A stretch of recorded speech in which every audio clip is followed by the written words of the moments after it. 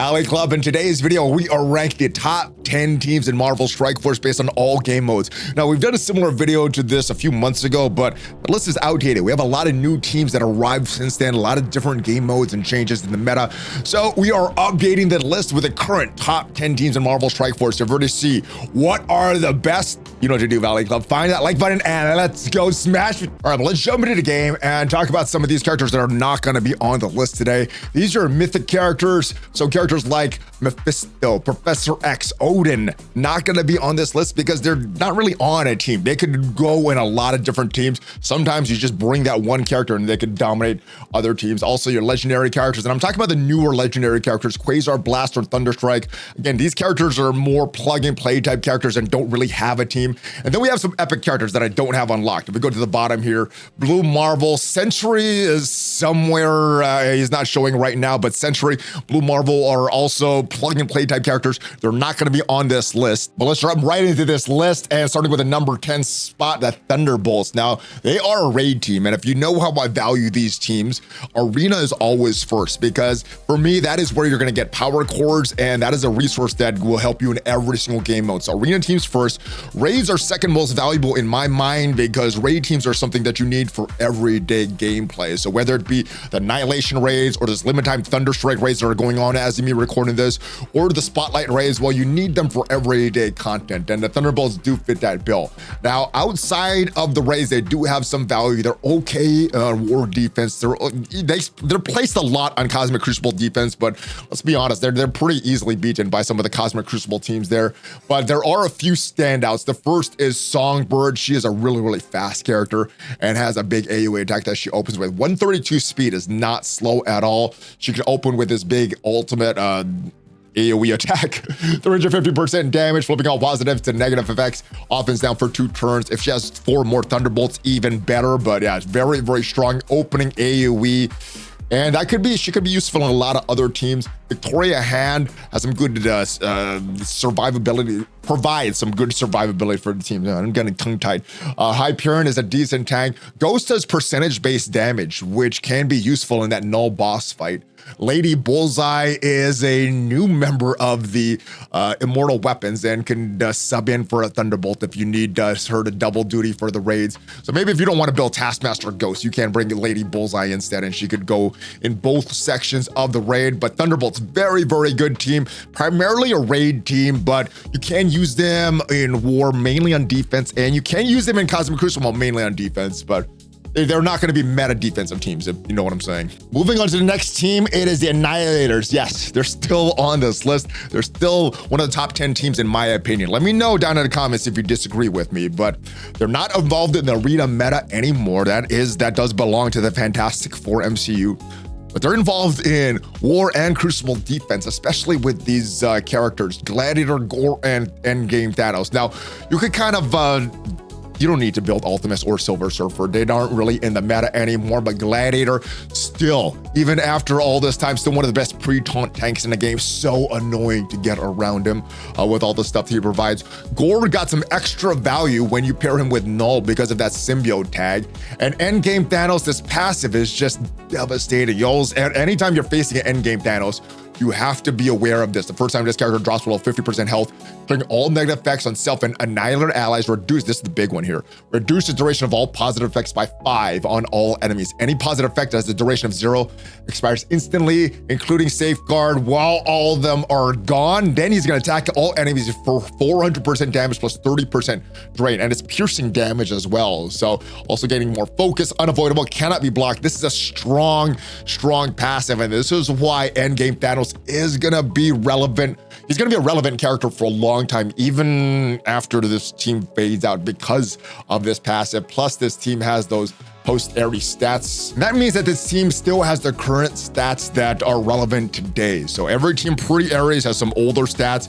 There are a few characters like Old Man Logan that are still relevant that have those pre-Aerie stats, but most of the teams that are relevant have the post-Aerie stats, and the Annihilators are one of them. So they're gonna be great in Cosmic Crucible and War primarily, but they do have some interesting synergies, especially with characters like Gore and Null. So yeah, great team if you want to build them. We got the Starjammers coming in in at the number 8 spot. They are still one of the top Cosmic Crucible teams and take out a lot of meta defenses in Cosmic Crucible. The big star of the team, I think, is Havoc. He has a very early opening move. He has some really good base speed. His speed, 128. Not as fast as Songbirds, but still pretty fast. He can stun. So if you're going against a Professor X and he's not protected by a Taunter, well, this kind of shuts Professor X down. Attacking the primary target, 350% damage, stun for 2 turns, trauma for 1 turn, which means you're not going to get that trauma off, and then you can start to go after Professor X. A lot of times you are opening with this move in Cosmic Crucible on Kill Plank, safeguard yourself an All-Star Jammer, X-Men allies. This is primarily Cosmic Crucible team, but you're going to need Lalandra if you don't already have Professor X unlocked. She is a requirement to unlock Professor X. So even when this team fades out of the Cosmic Crucible meta, she is still going to be a relevant character unless they change the requirements or something down the road. Howard the Duck also has some great speed manipulation on spawn. He gets the defense up, but here we go. Here we go. In Cosmic Crucible, before the character takes a turn, speed bar cannot be filled or reduced by any enemy for themselves. Enemies this character does not apply to safeguard, does not apply to save speed bar. Getting through normal means if this character has 4 more Starjammers allies does not have exhausted. This effect persists even after this character's turn. So makes them very, very strong in Cosmic Crucible. They will struggle a little bit outside of the meta, but there was a time period where Havoc was the key to countering Professor X in Arena. Now, that time was before the Fantastic Four MCU arrived, but he still does have some value. Maybe there's a defense that you're seeing in your Arena meta that for some reason does not have the Fantastic Four MCU. Well, he can cut in front of Professor X and stun him, just take him out of the fight. And he does that in other game modes as well if that Professor X is not protected by a Taunter. So we got some great synergy here. Rocket Groot have some good old school Guardian synergy as well. So strong team, primarily Crucible, but also decent in War. But mainly they're on this list for their dominance in Cosmic Crucible offense right now. Next team on the list is the newest full team in the game as of me recording this, and that is the Immortal Weapons. They are a raid team. You're going to need them for the raids. Kind of replace the Night Stalkers as the team that you need for the raids. You can still use the Night Stalkers at earlier difficulties, but at the highest difficulty, only the Immortal Weapons at Gear Tier 20 is going to get you through the highest difficulty of the raids. Now, don't have all of these characters built up, and their showcase honestly was a little disappointing. The first 4 nodes, you didn't have the full team. The last 2 nodes, though, you did have the full team, and they look very, very strong. Swordsmaster provides a lot of damage. This Omni Snatch stun on the primary target, 3 defense down, and a maximum of 3 attacking the primary target for 3 piercing. Bonus attack for another 100% piercing, does a lot of damage. We got some great survivability from both of these Iron Fists, plus Steel Serpent. Lady Bullseye also provides some damage, so they are good in the raids. They're pretty fun when I tried them out this morning in the raids. Just got them unlocked and built up. I did use some power cores for that and was pretty happy with their performance in the Danger Room as well. So yeah, they are a good team. They are a raid team, so they are one of the needed teams in the game because the raids are something that you're going to do every day. And I guess if you're doing the lower difficulty, maybe they aren't needed. But if you eventually want to go to the highest difficulty, the raids, they're going to be a better team than the Night Stalkers. So Immortal Weapons are on this list, guys. Next team on the list is not needed just for 1 raid. It's needed for 2 raids, the Spotlight raids and the Annihilators raids. They are the Uncanny Avengers, which splits off into 2 teams, the War team, the Mighty Avengers, and the Cosmic Crucible team of the Immortal X-Men. Now, the Immortal X-Men, they got an addition of Rachel Summers, and they are still in the meta. I think you take Beast out of that and just use the full team with Polaris and Cable. I know some people like leaving Beast in. I've found having Cable in there's a little bit more effective. Kind of, the Rachel Summers passive makes it look like you're losing something by having Cable there, but it just pretty much makes it the same. So you're not double dipping with that Cable passive. The Mighty Avengers are still pretty good in War. They are able to beat maybe not the top 3 meta teams, but still a lot of good teams out there, especially because you probably have built Falcon, you probably built Hercules, and if you're maybe using a hybrid team, they're pretty good in War as well. But yeah, they have to be on this list because you need them for 2 game modes. Whether you're like Crucible or War or not, you're going to need them for 2 raids. So yeah, they definitely have to be on this list, ladies and gentlemen. Next team on the list is the Insidious 6 with the addition of Shocker and Vulture. They're the raid team. You need them for the Annihilators raids, and you can use them in the current Thunderstrike raids as well. Hopefully the raids come back because it didn't launch correctly. So hopefully we get a full 6 days of this to get the rewards from the Thunderstrike raids. But good team. They're made for the raids, but also the Insidious 6, they got some value with the Superior 6. You got some hybrid synergy there. Green Goblin Classic, still very good in Cosmic Crucibles. So the pairing of the Insidious 6 plus some of the original Superior 6, mainly Kraven usually, depending on what team you're facing, but usually Green Goblin Classic is in there. But definitely including Hobgoblin, Superior Spider-Man, Scorpion, and then it depends on the rest of the team there. Great in Cosmic Crucibles, can take out some meta teams, maybe not the top end meta teams with like Professor X or Mephisto or Odin, but a lot of these other teams there are very good against. Plus the Sinister 6, which includes all of the characters, the Superior 6, the Insidious 6, and all the original Sinister 6 members, originally was designed as a war team. So they have a lot of war callouts as well. Scorpion also goes on to another team, the Infestation team, which is good on war defense. So you have a bunch of value from these characters as well. And as far as dual tags, Superior Spider-Man actually has some great synergy with the Superior 6 and Cosmic Crucible, because if we go into his kit, he actually has that tag. He has all 3 tags for the Sinister 6. So great synergy. You need them for raids, but great in Cosmic Crucible and great in war. They're good in war as well. Next team on the list is another good one, also needed for the raids, and they're the Hellfire Club. Now, this team splits off into a bunch of different teams. We got Rachel Summers, as we mentioned previously, going off into the Immortal X-Men, so great for a Cosmic Crucible. We have Azazel going on to the Curse team, so another Cosmic Crucible. But then we also have Emma Frost and Madeline Pryor, which were original members of the Marauders, so they have callouts for the kit on war defense. So this team, you're going to use them in a lot of places. You need them for raids. So you have to build them if you're going to do the highest level of the raids. And you're going to get some value from this team in Cosmic Crucible, Rachel Summers and the Immortal X-Men, Azazel and the Accursed team. And then use this whole team on war defense, because the original callouts that Emma Frost and Madeline Pryor have to war defense, this team, you're gonna get a lot of value from them. So as soon as you can start to farm them and build them, they are gonna give you value. They are one of the top teams in the game, in my opinion. You're not gonna use them in arena, but pretty much every game mode, you're gonna use some part of this team. So yeah, very, very strong team, guys. All right, and moving on to the number 3 team, it is the Brimstone team. And if you've been following my channel for a while, you know, I'm not a huge fan of war, but this is a fun team, guys. I mainly use them in the Danger Room, but Diamond Hellstrom is great maybe not in the raids and arena, but everywhere else. This guy is awesome. I love this guy's move. Second favorite character in the game right now. Attacks all enemies, 400% piercing.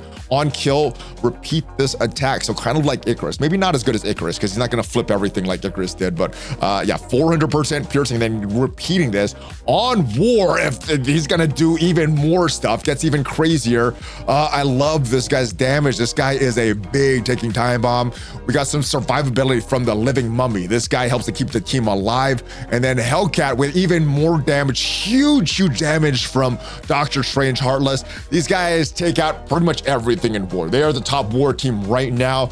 But the main reason you are gonna probably want to build them is for Battle World. They are the current Battle World team. The Astral team was designed to beat Null. This team is designed to beat Sentry. So if you want to beat Sentry, get him unlocked and start to chip away at him and start to increase your score for your entire alliance. This is a team that's going to help you whenever Battle World comes around. Yeah, Diamond Hellstrom, build him to the moon. This guy is so good. I like I said, I might be a little biased. This guy is my second favorite character in the game because of his move, but I think that value or that enjoyment of this character comes because he is such a strong character. So yeah, Brimstone comes in at the number 3 team in the game. And moving on from a team that has absolutely no raid value to one of my favorite raid teams in the game, maybe the best raid team right now. It is my favorite team, the Vigilantes, and it has my favorite character who I got lucky enough to get at 5 diamonds, Silver Sable. Man, she is so good. If you could survive long enough, and I'm talking about in the raids, Cosmic Crucible, or war, to have her do her opening and not let her get stunned or ability blocked. If she does her ultimate, man, you're gonna probably win. If for some reason she can't do her ultimate, these guys don't survive, well, it's gonna be a tough fight. But this is like the Spider Society 2.0, which was great everywhere. Spider Society was mainly a raid team, so you need them for the raid, just like the Vigilantes, and they were great in Cosmic Crucible offense or defense. Same thing with the Vigilantes, maybe not as great on defense. You probably want to use them to just to pick off a team, maybe like the Thunderbolts or some non-ideal team in Cosmic Crucible. Same thing in War. These guys are dominant. If you could survive long enough to have Silver Sable take a turn, you're probably gonna win, depending on what the team is. So yeah, this is a very strong team. Hit Monkey is great with the stun as well. Daredevil modern with the heals and the taunting. Punisher is a great character. He's a super cheap character. And as far as building him up and the gear requirements, so he's a great option for some of your Dark Dimensions or Professor X sagas or anything like that. He is better on the full Vigilante team because it's counterattacks and everything like that. But yeah, I just love this team. I love the way this team was designed. Elektra on a full team is very good as well. She doesn't really have use outside this team. Sometimes you want to replace her, but then you're not getting the full Vigilantes. So this team needs to stick together, and you'll use them pretty much everywhere. Maybe not Arena, but everywhere else in the game, these guys will provide you value. So if you can start to build one team, this will probably be the second team I'm going to build, because we'll get to the first team, and you probably know who they are already. And it is no surprise, the Fantastic Four MCU, the current Arena team, is the #1 team in my opinion, and that means that you could use them everywhere. Maybe not the raids, because there's certain requirements for the raids, although you could use, I think you can use them in Thunderstrike raids now, so I take that back. Other than the limited time Thunderstrike raids that are going on right now, which may or may not come back, they're not really a raid team, but dominant in Arena. And this three-piece, Franklin Richards, Invisible Woman, MCU, and Mr. Fantastic, very, very strong. I know some people on offense use Human Torch. I used to use Human Torch on offense, but I've moved him to, I keep Mr. Fantastic on offense and defense, because I just want that taunt. And hopefully and the reason I keep Mr. Fantastic on offense, hopefully if the opponent wins the coin flip, there Franklin Richards goes first. Maybe the Professor X targets the Mr. Fantastic and not targets my Professor X. If the opponent targets my Professor X, well, it's over if they went first. If we go first, we're usually winning. And these guys are very strong. The new move, the first character with silence, is this guy, Franklin Richards. Also has the battlefield effect Future Foundation, which makes it tough for characters like Odin, Professor X do their thing. He kind of shuts down those meta characters. Very, very good character. We got some huge damage, and that Magneto pull from Invisible Woman. She has a great damage, a little protection from Mr. Fantastic. Human Torch does some good damage. And as far as the thing, well, I guess you could put him on War Defense with the new Avengers. I don't really, I guess if you're a new player, don't have any mythical characters or epic characters, I guess you can use this 5-piece team. But eventually, once you get some better characters, thing gets replaced, and it's just War Defense, new Avengers, which is not one of the top like 5 War Defense teams anymore, even with the large thing that had to rework and the post-Ares stats and everything like that. So those are the top 10 teams in Marvel Strike Force, in my opinion, right now. Let me know your thoughts on the list. Am I alone in these selections? Do you agree with me? Do you disagree with me? Let me know down below, and I will see you guys next time. Hopefully you got some value from this video. Hopefully it provides you some direction on which key teams you want to build. And if you did get some value, leave the video a like. I'll see you guys next time. If you want to see the top 10 characters to farm right now, check out the video up there, and I'll see you guys next time. Have a great rest of your holidays. Hulk fist bump. ValleyFlyin out. Take care, guys.